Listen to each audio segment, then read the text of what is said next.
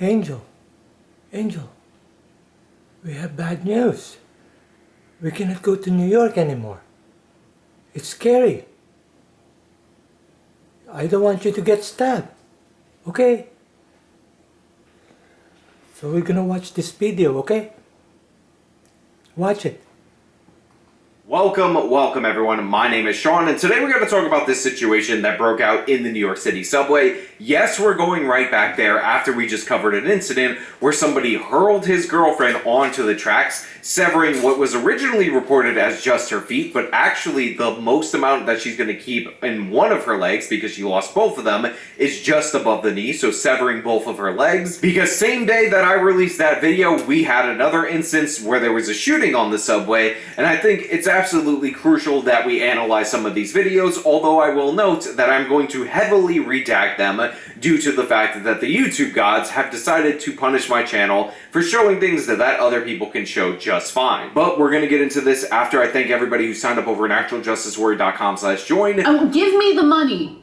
Give me the money. Okay? And remind you that on Saturday, April 27th, I will be at Minds Fest, Austin, Texas. Link to tickets in the top of the description.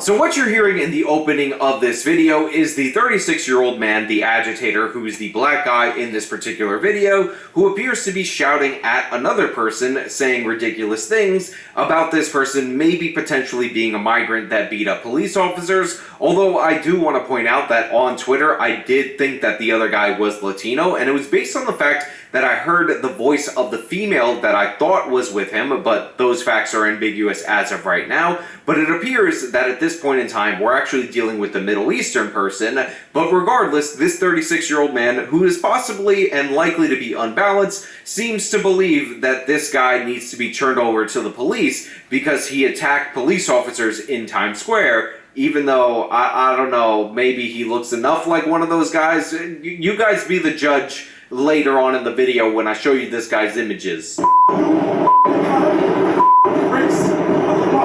But anyway, point being, there are also racial comments made in there. This guy's saying that he hates your race and all that, and that's the reason why he's antagonizing this individual. And throughout the build-up to the point where they're actually fighting, he is saying that the guy he thinks is a Latino migrant, who, by the way, we don't know the immigration status of, but appears to be, based on the name that is available to the public, a Middle Eastern person, is trying to bait him into throwing the first punch. Now, initially, the way I thought this story went is that they got into a fight. The Latino man ended up stabbing this black guy, although again, Middle Eastern man, and then the black guy pulled out a gun and shot this man that stabbed him. However, that is not the case, and when you go frame by frame on the video, and then when you look at the news reports, what you'll find out is something entirely different is happening rather than what is being reported in even more current articles. Because it appears you can see that when they finally start fighting, and yes, the black guy initiates...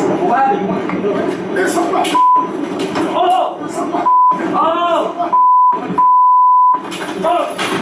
Not only the verbal altercation, but the physical altercation. A unknown woman that we're not sure if she's with this person, who is presumed to be Latino but actually is Middle Eastern or not, pulls something out of her bag that we later discover is actually some kind of razor blade or knife or whatever. And if I were to play this video for you, you would actually see her go up to the back of this individual while he's on top of the Middle Eastern guy and stab him multiple times in his back.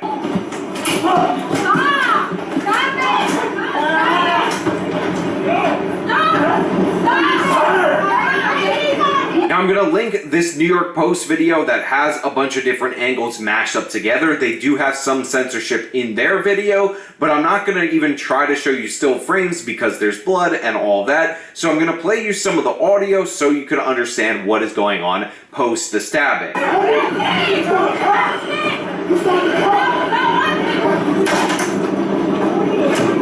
Now, as you can see, this guy is saying, "You stabbed me," and if you actually watch the video, one of the things you'll notice is that he goes to a jacket that he later discarded, and in a very long and tenuous process, he ends up retrieving a firearm. And of course, because I first saw this from a different angle from passengers, I thought that this was going to be a situation where he ended up killing the person that he picked a fight with.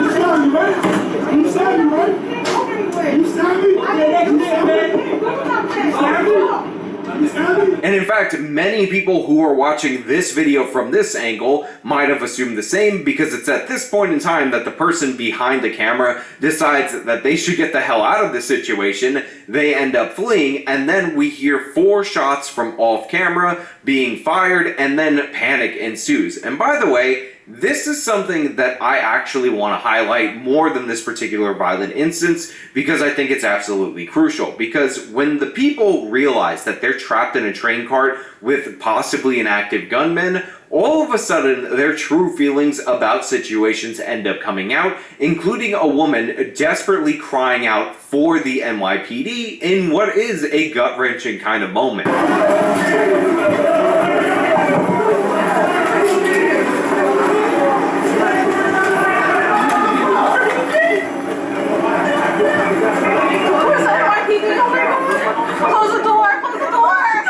Now, I had pointed out at the time that I saw this video, immediately before I had all the information, that this woman should ask her city council person, their state representative, whoever they need to ask in government where the NYPD is, because policies implemented by de Blasio and continued by the state level and by Eric Adams, despite his promises during the campaign, have led to a 7,000 officer shortage in the NYPD. And one of the things that they've clearly and obviously pulled back on is enforcement against things like fare evasion that end up preempting these kinds of people from entering the subway in the first place. Now, I said this without any additional information at all whatsoever. I said this completely out of speculation, with no idea if we would ever learn the truth of whether or not one or both of these individuals ended up paying for the subway. But the thing is, we have the video, it turns out one of them didn't, and this is what I've been saying over and over again on this channel, which is this is a key way to get criminals out of the subway system, because the unbalanced guy that starts an argument with a random Middle Eastern person and then gets into a physical altercation and then pulls out a gun, likely is not going to have any qualms about not paying a $2.90 fare in order to get into the subway. Had you had fare enforcement, had you not decided that that was just criminalizing poverty, you could have stopped this person, arrested him for that, found the illegal gun, because according to him, he's been in prison for 13 years, meaning he's a felon in a possession of a firearm. Not to mention, legally possessing a gun is damn near impossible in the city of New York anyway, and this shooting likely never would have happened. This fight likely never would have happened. And this guy, by the way, that they let through, the innocent angel victim, the mentally ill person as Eric Adams describes him. Middle of the afternoon and a busy time. The data doesn't lie. Just 62 days into 2024, and we have tied the number of subway shooting victims that we saw in all of 2023. Wow. That is pretty astounding. But we're also already halfway to last year's total number of subway shooting incidents, the number of incidents. Would have never gotten himself shot in the head. But to jump back to that cart where everybody's crowding down in the subway station, the reason they're doing this is because the train was actually in motion while this was going on, and there's actually earlier video from different angles of people fleeing the subway platform. But the thing is, after the shots were fired by the Middle Eastern guy, he ended up fleeing the scene because, you know, obviously scared, chaotic, whatever, and people didn't realize what went down. They just saw somebody who's coming from the direction of the shots. They might have seen him engaging in the fight. They might have even seen him pull the trigger. Just because we don't see it on the video doesn't mean that they didn't see it. So they thought that this individual was an active shooter. And what ended up happening? These people were terrified. They huddled, trapped in a tin can, and they were begging for the NYPD to show up. And by the way, the station that they pulled into actually has a police precinct right there, so the police were able to respond very quickly in this situation. But this is the difference between reactive policing and proactive policing. A proactive policing model would be addressing the record number of dollars that we're losing in our subway system by elevated fare evasion, and also using that as an opportunity to run people for warrants, to check people for carry legal weapons to make sure they never get into the interior of the city in the first place. Again, William Bratton discovered this when he was the head of the MTA Transit Police back in the late 80s, and he found at that time that 1 out of every 7 people that they arrested for jumping the turnstiles popped for a felony warrant. That means automatically they had a felony warrant that they were not being held accountable on, that they were able to discover and keep them from entering the city. And it not only reduced crime in the subway, which used to be horrible in the city of New York, way worse than it is right now, but it reduced crime in the overall city of New York, because that's how these criminals were getting themselves in. And since we've removed this, since we pulled back on this, since the de Blasio administration decided that he was going to go with whatever Black Lives Matter asked with, we have had more murders in the subway since 2020 than we had in the previous 15 years, and it's only going up. We have had a series of high-profile crimes that have shaken the security of New Yorkers. Statistically, it's not what it used to be. It's better, much better, but I'm not going to talk about statistics. I'm going to talk about feelings and emotions and the psychology of a city. Now, I also want to point out that I told you in my previous video where we discussed the National Guard situation and Governor Kathy Hochul saying that she wants to address the perception of crime and how she was sending them to do random bag searches, that wasn't going to do anything. I want more people on the subways. We're not quite back to the pre-pandemic levels. And if people are feeling unsafe and won't come, then I have to do something about it. Because the problem is, and the entry point where you could intervene and prevent these people from committing crimes, is fare evasion. We know this. We have designed interventions in the past in order to do this. It absolutely worked. But all these dopey progressives want to ignore that and pretend like it's the equivalent or it's the same exact thing to randomly search old ladies' bags so that you don't seem disproportionately racist with the National Guard, when that's not going to do anything. The entire point of developing interventions in the criminal justice system is to actually have a positive impact. Kathy Hochul's entire perception of what the police and the National Guard are there for is to trick you into believing things are safer while she's in denial of the actual danger that exists. Now, a lot of these high-minded progressives in New York City and across the country will look you dead in the face of rising subway crime that we can see by the numbers, and say, don't worry about it. It's a rare occurrence. This isn't a big deal. When you compare the amount of crime in the subway, the amount of murders specifically to the subway versus the riders, it's extraordinarily low. You only have like 1 in a million chance of being murdered, so don't worry about it. It's no big deal. Just move along and shut up. As if we don't see the numbers. As if we don't notice that more people have been killed in less than 4 years since the institution of their policies than the previous 15 years. As if we haven't heard about subway crime rising in all these other categories. As if people can't see the decay in the subways when they actually ride it. You know, when I was maybe 24 years old, 25, 26, and I was in university, I would take the train to school all the time. It wasn't like this. Sure, it was dirty. Sure, there was occasionally some problems, some fights, but the fact of the matter is they had fare evasion enforcement, and that kept a lot of the bad people out of the subway, and those people weren't committing crazy crimes. And when they did commit those crimes, they could actually be held accountable. When you combined terrible policies like not enforcing fare evasion with bail reform, which lets people out same day with an automatic release, with policies like less is more, which make it impossible to violate somebody's probation or parole, which, by the way, is the whole point of probation or parole. Behave this way, you get to be out. Don't behave this way, we throw your ass back in. And you have things like raise the age. These create a recipe for absolute disaster. I don't know how much more clear I can make this. When you tell the criminal population that they can keep reoffending over and over again, and you're not going to do anything until maybe it gets to murder, although in that case that we covered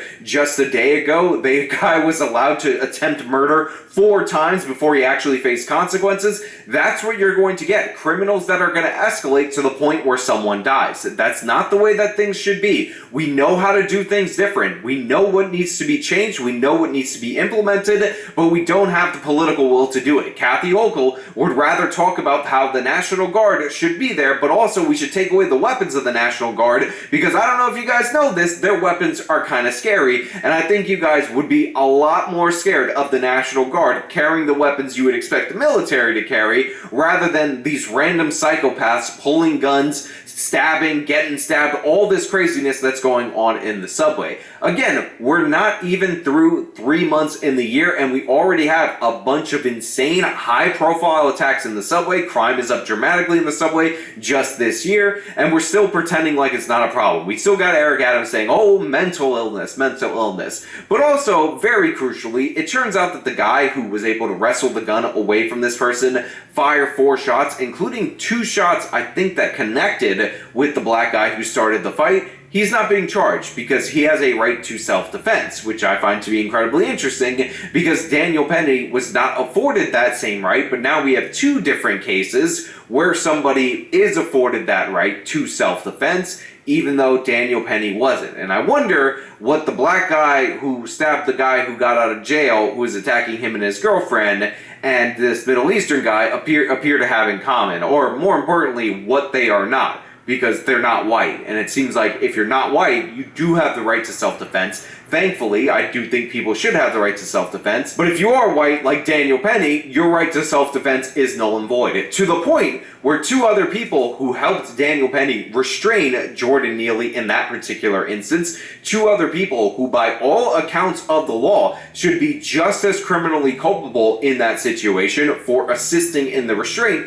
were also not charged. We're also not prosecuted. Again, interesting how that works. Now, I want to know what you guys think down in the comments below. Is it interesting that this person is also a fare evader and you could have intercepted him at that point in time, popped him for the felon in possession of a firearm, or should we just let chaos run amok? Because God forbid we have any intervention at all whatsoever. As usual, if you like this video, then show them by leaving a like, subscribe for more content, follow me on my social medias, support me via the support links in the description of this video. This has been me talking about chaos in the New York City subways. Till next time. Angel, you like it? Huh? But very scary, huh? A lot of stabbing. Okay? A lot of shooting in New York. We're not gonna go there, okay? We're not gonna go there. We just go to San Francisco. Okay? We'll just stay here. Or Oakland. Or probably it's the same, huh? Okay. So we'll just hide in your closet. Cage. Okay? I'll see you then, huh? Good morning. Let's watch it again, okay? Let's watch it. Okay, baby?